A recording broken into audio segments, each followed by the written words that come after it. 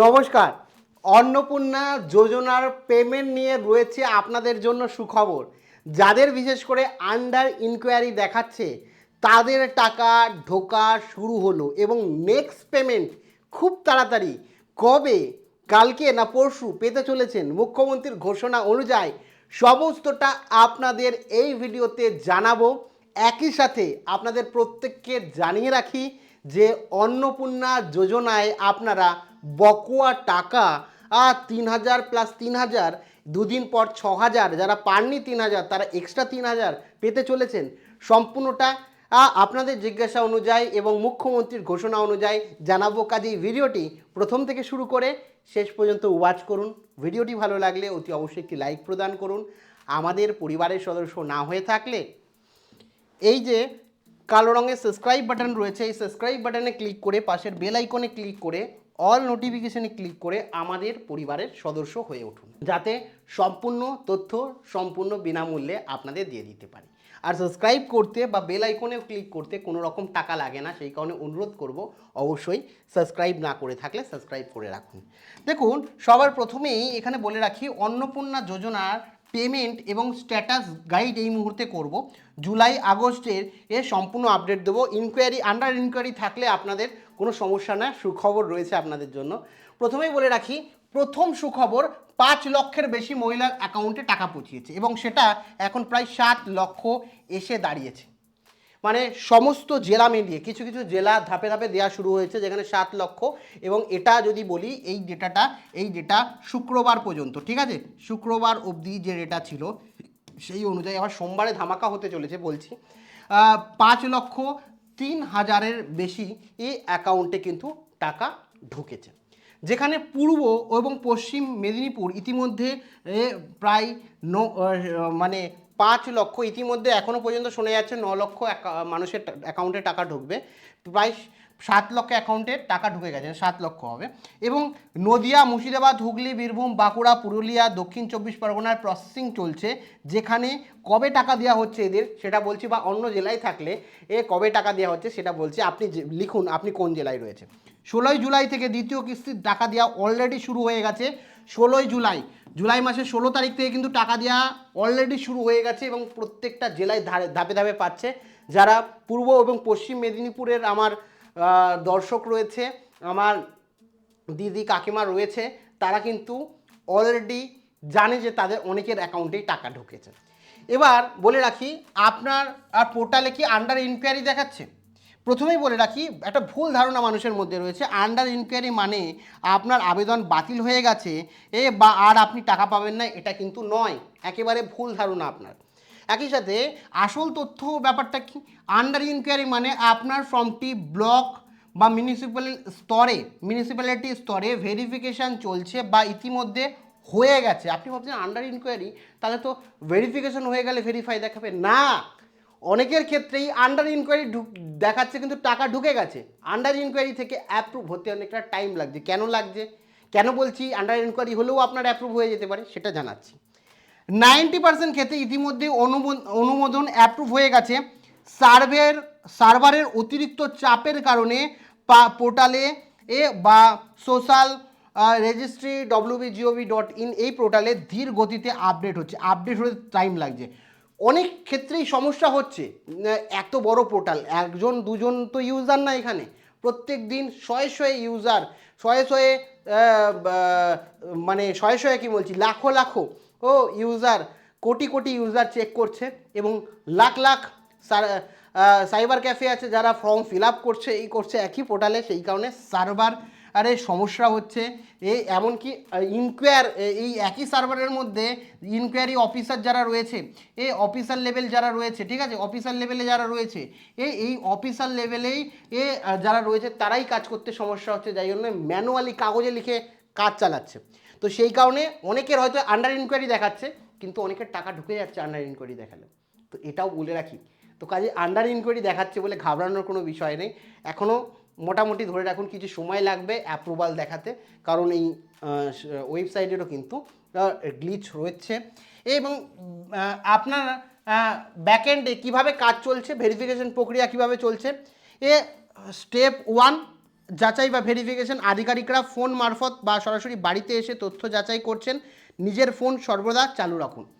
Phone নিয়ে বেশিরভাগই phone করছে। দ্বিতীয় হচ্ছে রিকমেন্ডেশন, সমস্ত তথ্য সঠিক থাকলে ইনকোয়ারি অফিসার সিস্টেমে আপনাকে রিকমেন্ড করবে। রিকমেন্ডেশন অ্যাপ্রুভ তারা করবে না, ইনকোয়ারি অফিসার কি করবে, রিকমেন্ড করবে বা রিজেক্ট করবে। ইনকোয়ারি অফিসারের কাছে এ বাতিল করার ডাইরেক্ট অপশান আছে, কিন্তু ও ডাইরেক্ট অ্যাপ্রুভের অপশান নেই, তাদের রিকমেন্ডেশন করতে পারে, মানে তারা সম্মতি জানাচ্ছে আপনি টাকা পাওয়ার যোগ্য, আপনি অন্নপূর্ণা পান্ডা ভান্ডার বা যোজনার পাওয়ার যোগ্য, সে কারণে রিকমেন্ডেশন করছে। তারপরে ডিএম অফিস মানে জেলা কার্যালয় যে রয়েছে বা ডিস্ট্রিক্ট ম্যাজিস্ট্রেট যে রয়েছে, তার অফিসারের কাছে চূড়ান্তভাবে অনুমোদন হচ্ছে, তিনি অ্যাপ্রুভ করছে।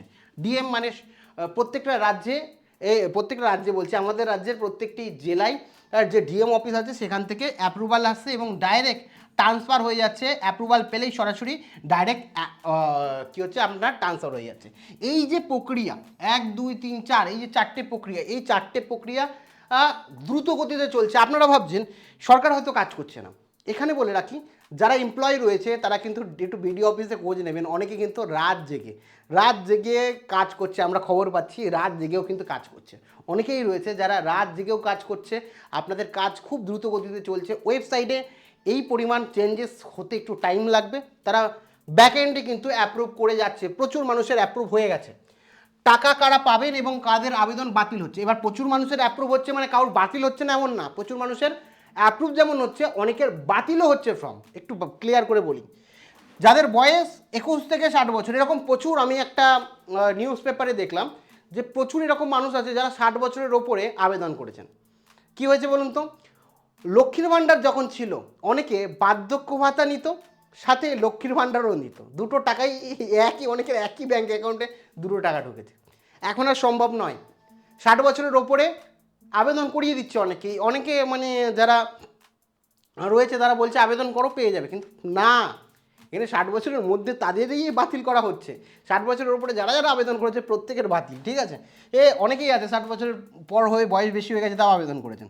তো সঠিক এবং বৈধ ডকুমেন্ট জমা দিয়েছেন যারা, আবেদনের তথ্যের সাথে পরিস্থিতির সম্পূর্ণ মিল রয়েছে।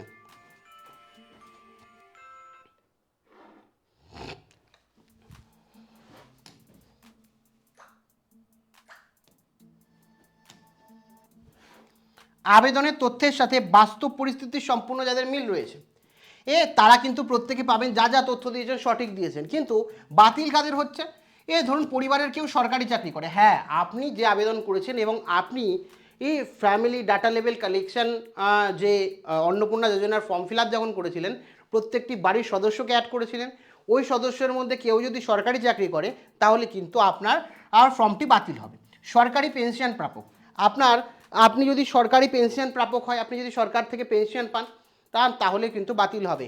পরিবারের কেউ যদি পেনশন পায় তাহলেও কিন্তু বাতিল হবে। আয়কর, পরিবারের মধ্যে কেউ যদি ইনকাম ট্যাক্স আয়কর প্রদানকারী হয়, কেউ যদি ইনকাম ট্যাক্স দিয়ে থাকে তাহলেও কিন্তু আপনার বাতিল হবে। বাণিজ্যের জন্য 4 চাকা গাড়ি থাকলে, আপনার যদি ব্যবসার জন্য 4 চাকা গাড়ি থাকে তাহলে কিন্তু কোনো অসুবিধা নেই অ্যাকচুয়ালি বলছে, কিন্তু যাদের অ্যাকচুয়ালি ব্যবসা ছাড়া পার্সোনাল 4 চাকা গাড়ি আছে তাদের বাতিল হবে। ইচ্ছাকৃত সরকারের কাছে ভুল তথ্য দিলে, অনেকেই কি আছে দেখা গেছে তাদের কিন্তু প্রথমেই বলে রাখি, অনেকের ধারণা আছে 3টে ঘর বা 4টে ঘর, আগে ছিল ম্যাটারটা শুনেছিলাম যে 3টের বেশি ঘর থাকলে, কিন্তু সরকার নোটিশ দিয়ে পরিষ্কারভাবে বলে দিয়েছে 5টা ঘর থাকুক 10টা ঘর থাকুক সেটা নিয়ে কোনো মাথা ব্যথা নেই। একই সাথে 50 ডেসিবেলের বেশি জমি থাকুক সেক্ষেত্রেও কোনো অসুবিধা নেই, জমি বেশি কম এ নিয়েও কোনো ব্যাপার নেই। ঘরের জন্য ঘর কটা আছে তার জন্য ফর্ম রিজেক্ট হবে না।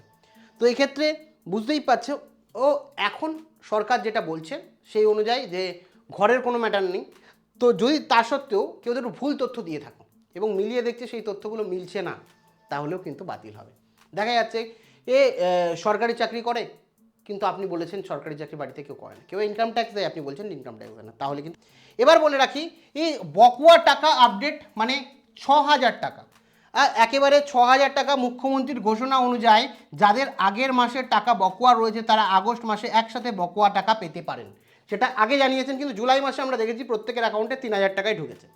হিসাব বলছে জুন মাসে 3,000 টাকা এবং জুলাই মাসে 3,000 টাকা, মোট 6,000 টাকা যাদের জুলাই মাসে ঢোকার কথা 2,000 টাকা ক্রেডিট করা হওয়া উচিত। তো এখন দেখার বিষয়, এই জুলাই মাসে বিভিন্ন মানুষও জিজ্ঞাসা করছে, বিভিন্ন জায়গাতেও শোনা যাচ্ছে যে বকেয়া টাকা দেওয়া হবে।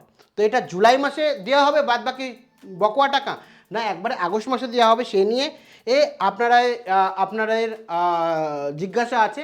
তো দেখুন, এটা ক্লিয়ার করা নেই, এখন আগস্টে দেবে না জুলাইয়ে দেবে সেটা পরবর্তী সময় বলবে। কিন্তু রাজ্যের মুখ্যমন্ত্রী শুভেন্দু অধিকারী মহাশয় বকেয়া টাকা দেওয়ার কথা বলেছেন, বকেয়া সমত টাকা পাবেন, আপনাদের আগেও বলেছি। আপনাদের জিজ্ঞাসা অনুযায়ী আমি বলছি যে একটুখানি ধৈর্য ধরুন, সরকার হয়তো সামনের মাসে বা এ মাসে এটা দিতে পারে। এখন সরকারের ওপর ডিপেন্ড করছে, দেবে বলেছে, কবে দেবে সেটা অফিসিয়ালভাবে কোনো গাইডলাইন আসলে আপনাদের জানিয়ে দেব। এবার বলে রাখি এই যে আপনারা জানেন যে রাজ্যে আরও একটা বিষয় ঘটেছে, রাজ্যের সরকারকে জানিয়েছে যারা এসআইআরতে যাদের নাম বাদ যাচ্ছে তারাও কিন্তু অন্নপূর্ণা ভাণ্ডার পাবেন। বাদ গেলেই সে যে অভারতীয় এমন বিষয় নয়, রাজ্যকে সুপ্রিম কোর্ট নোটিশ দিয়েছে এবং একই সাথে নোটিশ দিয়েছে নির্বাচন কমিশনকে। নির্বাচন কমিশন ঠিক করে দিতে পারে না যে কে যোগ্য কে অযোগ্য, ঠিক আছে?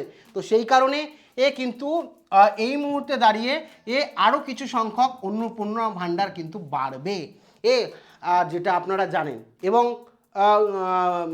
সেক্ষেত্রেও কিন্তু বুঝতে পারছেন যে অন্নপূর্ণা ভাণ্ডারে আবেদন বাড়বে এবং সেক্ষেত্রে কিন্তু আরও ইউজার বা অ্যাপ্লিকেশনের সংখ্যা বাড়তে চলেছে। এমনিতেই অনেক মানুষ পাচ্ছে না, এদিকে আরও বাড়তে চলেছে, কারণ সুপ্রিম কোর্টের কথা আর কেউ ফেলতে পারে না। কারণ সবথেকে সর্বনির্ধারক, সবথেকে বড় মানে আমাদের নির্দেশিকা যদি কেউ দিয়ে থাকে সেটা হচ্ছে সুপ্রিম কোর্ট। কারণ প্রথমে ডিস্ট্রিক্ট কোর্টের বিচার না পেলে আমরা হাইকোর্টে যাই, হাইকোর্টের বিচার না পেলে সুপ্রিম কোর্ট, আর সুপ্রিম কোর্ট বললে সমস্ত রাজ্য তথা সমস্ত মানুষকে শুনতেই হয়, কারণ দেশের সর্বনির্ধারক হচ্ছে সুপ্রিম কোর্ট।